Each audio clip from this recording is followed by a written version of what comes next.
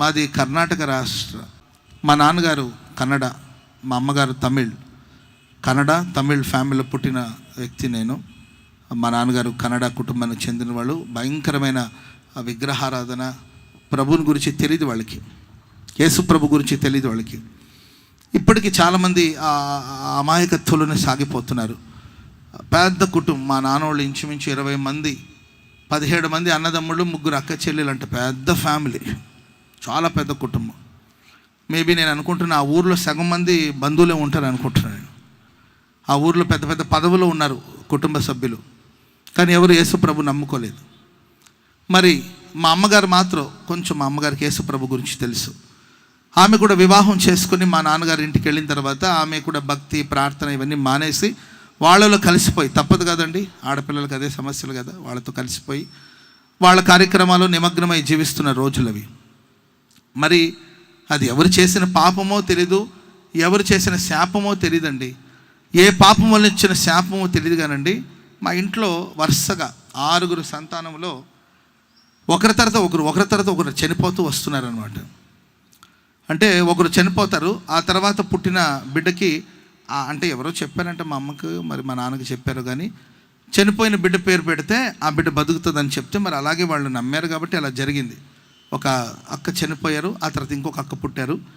ఆ చనిపోయిన ఆమె పేరు ఈమెకి పెడితే ఆమె బతికింది.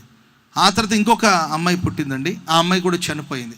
ఆ అమ్మాయి పేరుని ఇంకొక తర్వాత పుట్టిన అమ్మాయికి పెట్టారు. అట్లా వరుసగా 6 చనిపోయారు, 3 ఉన్నారు ఇప్పటికీ.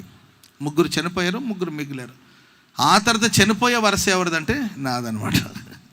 నెక్స్ట్ ఇక వరుసగా అంటే ఒకరి తర్వాత ఒకరు పోతారని కన్ఫామ్. అది ఒకరు బతికితే నెక్స్ట్ ఉన్నవాళ్ళు చనిపోతారు. సో నా ముందు ఉన్న అక్క బాగానే ఉన్నారు, ఆమె బాగుందండి. ఆ తర్వాత చనిపోయే వరుస వచ్చి నాది. భయంగానే ఉన్నారండి. అంతలోపు నేను గర్భంలో పడ్డాను. ఆ తర్వాత మా అమ్మ భయపడుతూనే ఉన్నారంట. భయపడినట్లుగానే హాస్పిటల్కి వెళ్తే డాక్టర్లు చెప్పారంట, గర్భంలో ఉన్న శిశువు చనిపోయింది అని చెప్పారంట. అప్పుడు మా అమ్మ కన్నీళ్లతో, ఎవరు చేసిన పాపమో నా జీవితానికి ఎందుకు ఇలా శాపంగా మారుతుంది, వరుసగా ఇలా ఎందుకు జరుగుతుందని మా అమ్మగారు ఆ రోజు యేసు ప్రభు వైపు తిరిగి ఒక చిన్న ప్రార్థన చేస్తారు. అప్పటికే మా అమ్మ లోకంలో కలిసిపోయి కుటుంబం వివాహం చేసుకున్న తర్వాత భర్త అడుగుజాడలో నడుస్తూ ఆ ఆచారాలు, ఆ పద్ధతిలో ఉన్నారు మా అమ్మగారు. ఒక చిన్న ప్రార్థన చేసుకున్నట్టు, యేసు ప్రభువా, మరి ఏ పాపమో నా జీవితానికి శాపంగా మారి పుట్టిన నా బిడ్డలందరినీ పోగొట్టుకుంటున్నాను, ఈ బిడ్డని నువ్వు కాపాడితే ఈ బిడ్డ నీ సేవకు నేను సమర్పిస్తానని మా అమ్మ చిన్న ప్రార్థన చేసుకున్నారంట. ఒక చిన్న ప్రార్థన చేసుకున్నారు. ప్రార్థన చేసుకున్న కొన్ని గంటలు, కొంత సమయం గడిచిన వెంటనే ఆల్రెడీ డాక్టర్లు, నాన్నగారు రైల్వేలో రైల్వేలో డ్రైవర్గా పనిచేస్తారు నాన్నగారు. సో మాకు railway school, railway hospital, railway quarters, మొత్తం రైల్వేలో ఉన్న వాళ్ళు తెలుసు, అదొక ప్రపంచం. సో కాబట్టి రైల్వే హాస్పిటల్లో ఉన్న డాక్టర్లు, ఫ్యామిలీ డాక్టర్స్ ఉంటారు, వాళ్ళు వచ్చి చూసి, అమ్మ బిడ్డ చనిపోయాడు, మరి వెంటనే మరి ఆపరేషన్ చేసి బిడ్డను బయటకు తీస్తే మంచిది, లేకపోతే తల్లి ప్రాణాన్ని కూడా ప్రమాదం అని చెప్పారంట. అప్పుడు మా అమ్మ ప్రార్థన చేసుకున్న ఒక 1/2 అవర్కి 45 మినిట్స్కి చనిపోయిందని డాక్టర్ చెప్పారు కదండి. ఆ బిడ్డ గర్భంలో మరలా కదలడం ప్రారంభించబడిందంట. ఆమె ఆ తర్వాత నేను పుట్టాను. చిన్నప్పటి నుండి మా అమ్మ నాకు చెప్పేది, నాన్న నువ్వు గర్భంలో ఉన్నప్పుడే చనిపోయి పాతాళానికి వెళ్ళిపోయావు, నువ్వు పాతాళానికి వెళ్ళిపోతే యేసు ప్రభు పేరు చెప్పుకొని నేను పాతాళానికి దిగి వచ్చి నేను మరలా వెనక్కి తీసుకొచ్చానని మా అమ్మ చెప్పేది. హల్లెలూయా, నువ్వు సేవ చేయాలరా అని మా అమ్మగారు ఎప్పుడు చెప్పేది. అంటే తెలీదు ఆవిడ కూడా, అంటే పెద్ద అంత దైవభక్తి ఏం కాదు, యేసు ప్రభుని గురించిన మిడిమిడి జ్ఞానం. నువ్వు దేవుని సేవ చేయాలనేది, కానీ ఎలా చేయాలి అవన్నీ ఆమెకు పెద్దగా తెలీదు. నన్ను ఒక చర్చికి తీసుకెళ్ళి మా అమ్మగారు బాప్తిజం ఇప్పించారు. మా ఫ్యామిలీ వాళ్ళందరూ కూడా మా నాన్న ఆచారాలు, మా నాన్నగారి పద్ధతులు, అంత ఫ్యామిలీ అంతా అలా ఉండేవాళ్ళు. నన్ను మాత్రం మా అమ్మ, నన్ను మా అక్క, ఒక అక్క ఉంటారు, మా ఇద్దరిని తీసుకెళ్ళి ఒక చర్చిలో మా ఇద్దరికి బాప్తిజాలు ఇప్పించి మా అమ్మ చెప్పేది, వాళ్ళు ఎట్ట పోయినా పర్వాలేదురా, నీవు మాత్రం చర్చికి వెళ్ళి నీవు ఒక దైవ సేవకుడిగా మారాలి, ఒక ఫాదర్గా మారాలి లేవు అని మా అమ్మ చెప్పేది.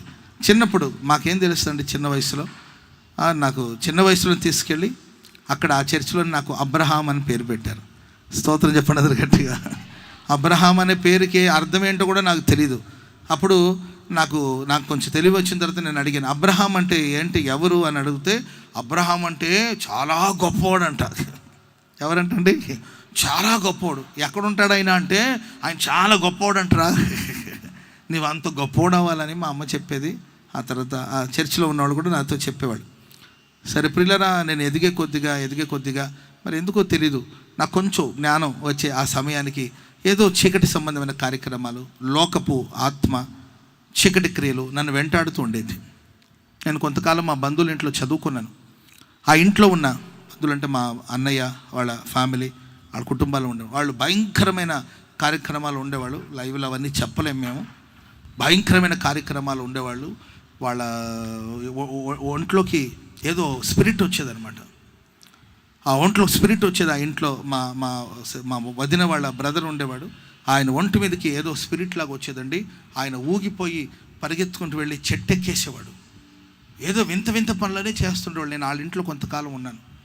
అనుకోకుండా ప్రియులరా, వాళ్ళ ఆచారాల వైపు, వాళ్ళ పద్ధతుల వైపు మగ్గు చూపిస్తూ నేను అటువైపు నా అడుగులు వేస్తున్నప్పుడు మా అమ్మ నాకు ఎప్పుడు చెప్పేది, నాన్న నీవు పుట్టినప్పుడే నీవు గర్భంలో ఉన్నప్పుడు కానీ చనిపోయావు. నేను ప్రభువుకు మాట ఇచ్చాను, నువ్వు చాలా జాగ్రత్తగా ఉండి. మన అమ్మగారు చెప్పేవాళ్ళండి. నేను ఎదిగే కొద్దిగా చీకటి శక్తులు నన్ను ఆవరించడం, చీకటి శక్తులు నన్ను బలహీనపరచడం, నన్ను నేనే విమర్శించుకోవడం, నన్ను నేనే కృంగదీసుకోవడం, చావాలని అపేక్ష పుట్టడం, చావు కోసం వెతుకుతున్న రోజులు అవి. చావాలని ఎన్నో ప్రయత్నాలు చేసిన సందర్భాలు కూడా ఉన్నాయి. చాలాసార్లు చనిపోవాలని కారణాలే లేవు. ఏదైనా పెద్ద ఆర్థిక సమస్యలా, లేకపోతే ఇంకేదైనా సమస్యలా, ఏంటంటే చిన్న వయసు. ఇంకా నేను అప్పటికి ఇంకా 10th క్లాస్ కూడా రాలేదండి. 8th 9th చదువుతున్న సమయంలో ఏదో ఒకటి చేసుకొని చనిపోవాలని ఒక స్పిరిట్ నన్ను వేధిస్తూ ఉండేది, బలహీనపరుస్తున్న రోజులవి. అలాంటి సమయంలో ప్రేమైన వాళ్ళారా, నాకు పెద్దగా భక్తిలో లోతు తెలీదు. ఆ తర్వాత ఒక దైవ సేవకుని ద్వారా నాకు దేవుని గురించి పరిచయం అయింది. ఆ తర్వాత దైవజనులైన యేసన్న గారు నాకు పరిచయం అయ్యారు. స్తోత్రం చెప్పండి అందరు గట్టిగా. కర్ణాటకలో మా ఊరికి దైవజనులు యేసన్న గారు వచ్చారు. నిజంగా ఆశ్చర్యం. కర్ణాటకలో దావణగిరి అనే ఊరు మా ఊరి పేరు. ఆ ఊరికి దైవజనులు యేసన్న గారు రావడం, వారు ఇలాంటి సభలు ఏర్పాటు చేయడం, ఆ సభలో నేను పాలు పంపులు పొంది ఆ సభలో పరిచర్య చేయడం, ఆ తర్వాత దైవజనులు యేసన్న గారి దగ్గర నేను బాప్తిస్మం పొందడం కూడా జరిగింది. ఆ తర్వాత మందిరానికి వెళుతూ నేను చదువుకుంటున్నప్పుడు ఓ రోజు నాకు ఒక దర్శనం ఇచ్చాడు దేవుడు. ఆ రోజు కూడా దైవజనులు యేసన్న గారు మా ఊర్లోనే ఉన్నారు. ఆ దర్శనంలో దైవజనులు యేసన్న గారు వెళుతూ ఉన్నట్లు, యేసన్న గారిని నేను వెంబడిస్తూ ఉన్నట్లు ఒక కలగన్నాను. నేను ఒక దర్శనం చూశాను, ప్రార్థనలో, కల కాదు, దర్శనం అది. ఆ తర్వాత ఎప్పుడైతే ఆ దర్శనం చూసినప్పుడు నేను ఇంటర్మీడియట్ చదువుతున్నాను. నాకు ఒక 17-18 years అప్పుడు ఒక దర్శనం చూశాను నేను. ఆ దర్శనం చూసిన వెంటనే మంచి చెడుకు వ్యత్యాసం కూడా తెలియని పరిస్థితులు అవి. ఆ దర్శనం చూసిన వెంటనే నాకు ఏం జరిగిందో తెలియదండి. ప్రార్థన చేసుకున్నాను, దైవజనుల దగ్గరికి వెళ్ళి మాట్లాడాను నేను. అప్పుడు ఆయన అన్నారు, అంటే నాకు అప్పుడు తెలుగు కూడా రాదు, నీ కన్నడ పిల్లోడు కదా నాన్న, అక్కడికి వచ్చి నువ్వేం చేస్తావు అని ఆయన నాకు ఏదో సలహాలు చెప్పారు. నేనేమో ప్రార్థన చేసుకున్నాను. ఆ తర్వాత పట్టు విడవకుండా యేసన్న గారు నేను అడిగాను. అప్పుడు యేసన్న గారు, సరే నాన్న మరి సేవ చేసేది అయితే ఎప్పుడు వస్తావు అన్నారు. రేపే వస్తానన్నాను. చిన్నతనం కాదండి, ఓవరు తెలీదు కదండి. సేవ అంటే తెలీదు, పరిచయం అంటే తెలీదు, బైబిల్ గురించి జ్ఞానం లేదు, ప్రార్థనల గురించి లోతైన అనుభవం లేదు. ఏదో యేసుప్రభు నమ్ముకున్నాను. ఎక్కడ ఆంధ్రప్రదేశ్, ఎక్కడ కర్ణాటక, భాష కూడా రాదు. భాష రాని దేశంలో నేనేం చేస్తాను ఏమీ ఆలోచించలేదు. ప్రభు నాకు ఒక దర్శనం చూపించాడు. ఆ దర్శనానికి విధేయతను చూపించి నేను బయలుదేరానండి. కుటుంబంలో చాలా ఆటంకాలు వచ్చినాయి, ఎన్నో నచ్చ చెప్పారు. మా అమ్మ చెప్పింది, ఏరా నువ్వు సేవ చేయమన్నాను కానీ దేశాన్ని వదిలేసి, రాష్ట్రాలు వదిలేసి వెళ్ళిపోతావని అనుకోలేదురా బాబు. నీకు అంత సేవ చేయాలని ఆశగా ఉంటే చెప్పు, మన ఊర్లోనే ఒక చిన్న గుడి కడదాం, మన ఊర్లోనే ఒక చర్చ్ కడదాం. మన బంధువులందరూ కలిసి 70 మంది అవుతారు. ఎంతమంది అవుతారు? 70 మంది అవుతారు. ఆ కళ్ళు ముందు ఉంటావు కదా, ఎక్కడికో వెళ్ళిపోతానంట. లేదు, దేవుడు నాకు దర్శనం ఇచ్చాడు. నాకు అప్పుడు సరిగ్గా 18 సంవత్సరాల వయసు. ఆ వయసులో ప్రియులారా, దేవుని వాక్యాన్ని చేతపట్టుకుని, బైబిల్ని చేతపట్టుకుని నేను కర్ణాటక రాష్ట్రాన్ని, నా తల్లిదండ్రుల్ని, నా కుటుంబ సభ్యుల్ని, రక్త సంబంధికుల్ని, మా ఊరిని విడిచిపెట్టి ఒంటరిగా బయలుదేరాను. యేసన్న గారు చెప్పారు రమ్మని, బయలుదేరి వచ్చానండి. వస్తున్నప్పుడు మా ప్రాంతపు సరిహద్దులు దాటుతున్నప్పుడు నాకు పెద్దగా ఏడుపు వచ్చింది. అరే వెళ్ళిపోతున్నాను ఏంటి ఒంటరిగా, ఏం జరుగుతుంది నా లైఫ్లో? నిజంగా దేవుడు పిలిస్తేనే వెళుతున్నానా, లేకపోతే నా సొంత ఆత్మలో తీవ్రత గలవాడై నేను బయలుదేరుతున్నానా? నా భవిష్యత్తు ఏంటి, ఫ్యూచర్ ఏంటి, ఎడ్యుకేషన్ ఏంటి, చదువు ఏంటి, అన్నిట్లో వదిలేసి వెళ్ళిపోతున్నాను. మళ్ళీ తిరిగి వస్తానా, తిరిగి రానా, ఏం జరుగుతుందో కూడా తెలియదు. ఒక 18 సంవత్సరాల వయసున్న ఒక యవనస్తుని జీవితాల్లో ఎన్ని ఆలోచనలు మనసులో వచ్చి ఉండదో ఆలోచించాలి ప్రియులారా. అలా ఒంటరిగా నేను బయలుదేరి వచ్చానండి.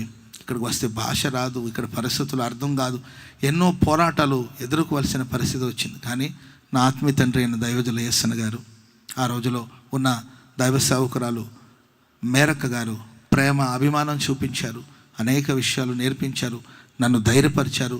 నేను అధైర్యపడిన ప్రతిసారి నన్ను ధైర్యపరుస్తూ వచ్చారు, నాకు ప్రోత్సాహాన్ని అందిస్తూ వచ్చారు.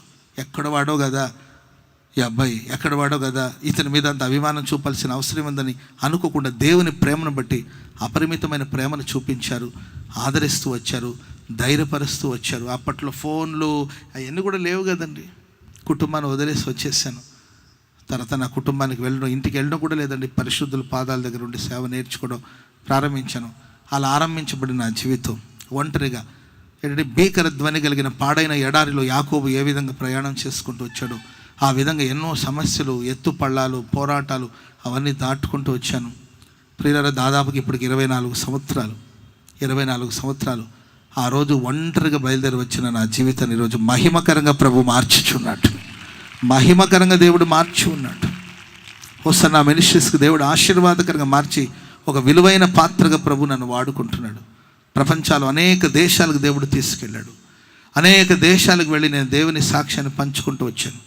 వేవేల సంఘానికి దేవుడు ఆశీర్వాదకరంగా ప్రభు మార్చాడు. లక్షలాది మంది ప్రజలకు దేవుని వాక్యాన్ని ప్రకటించే స్థితిని దేవుడు దయచేశాడు. ఉదయం రాత్రి ప్రతి ఉదయం ఎక్కడో ఒక చోట దేవుని మాటలు ప్రకటించడానికి దేవుడు ఆయన చేతిలో ఒక పనిముట్టుగా ప్రభు నన్ను వాడుకొని నన్ను బహుగా ఆశీర్వదించాడు. ఆమెను చెప్పండి అందరూ గట్టిగా. నన్ను చూసిన ప్రతి కళ్ళు ఆశ్చర్యపడేటట్లుగా, నా గురించి విన్న వాళ్ళందరూ కూడా విస్మయం చెందేటట్లుగా నా జీవితాన్ని దేవుడు ఎంతగానో ఆశీర్వదించారు. దేవుని ప్రియులారా, ఎవరు విడిచినా ఎవరు మరచినా మనం ఆరాధిస్తున్న దేవుడు మనల్ని విడవని దేవుడు, మరువని దేవుడు. ఆమెను చెప్పండి అందరూ గట్టిగా. నేను ఒకటే చెప్తానండి, యేసు ప్రభుని నమ్ముకొనని ఒక కుటుంబం నా కుటుంబం. మా నాన్నగారేం నీతిమంతుడు కాదు, మా నాన్నగారేం పెద్ద భక్తుడేం కాదు. యేసు ప్రభు గురించి అస్సలు తెలియని కుటుంబం, భయంకరమైన శాపగ్రస్తువులో ఉన్న కుటుంబం నా కుటుంబం. ఇంకా చెప్పాలంటే మా నాన్నగారికి త్రాగుడు వ్యసనాలు కూడా ఉండేది. ఒక త్రాగుబోతు కొడుకు నేను. ఒక శాపగ్రస్తమైన కుటుంబంలో పుట్టిన వాడు నేను. అలాంటి కుటుంబంలో పుట్టిన నా మీదే దేవుడు ఇంత కరుణ చూపించి నన్ను కటాక్షించి పేరు పెట్టి పిలిచి గర్భంలోనే చనిపోయిన నాకు ప్రాణాన్ని పోసి గర్భంలోనే చీకట్లోనే కలిసిపోవలసిన నా జీవితాన్ని ఈ బాహ్య ప్రపంచంలో వెలుగును చూసేటట్లు సహాయం చేసిన దేవుడు. అంతేకాదండి, మరణించాలి చావాలనుకుంటున్న అపేక్షను చంపి, చనిపోవాలనే ఆశల్ని చంపి, బ్రతకాలని బ్రతుకు మీద ఆశను పుట్టించి, నిరాశ నిస్పృహలో నుండి దేవుడు నన్ను వెలుపలకు తీసుకొచ్చి, నేను ఎప్పుడు చెప్తుంటానండి, నేను యేసయ్యని ఏ రోజు వెతకలేదు. యేసు ప్రభుని వెతకాలి అని వాక్యం చెప్తుంది, కానీ నేను ఏ రోజు దేవుని వెతకాలి, దేవుని మందిరానికి వెళ్ళాలని ఏ రోజు ఆసక్తిని కనపరచలేదు. నేను యేసుని వెతకకపోయినా నా యేసయ్య నన్ను వెతుక్కుంటూ వచ్చాడు. నశించిపోతున్న నన్ను వెతుక్కుంటూ ప్రభు వచ్చారు. తన రక్షణ సంతోషాన్ని దేవుడు నాకు ఇచ్చారు. తన ఆత్మ ప్రత్యక్షతను దేవుడు నాకు దయచేశారు.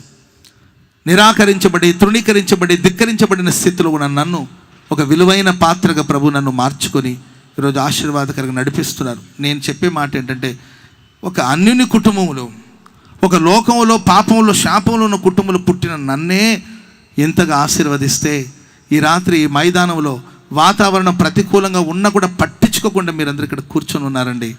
ప్రియులారా, మిమ్మల్ని మీ కుటుంబాన్ని దేవుడు కనికరించకుండా ఉంటాడా? నిన్ను నీ కుటుంబాన్ని దేవుడు విడిచిపెడతాడా?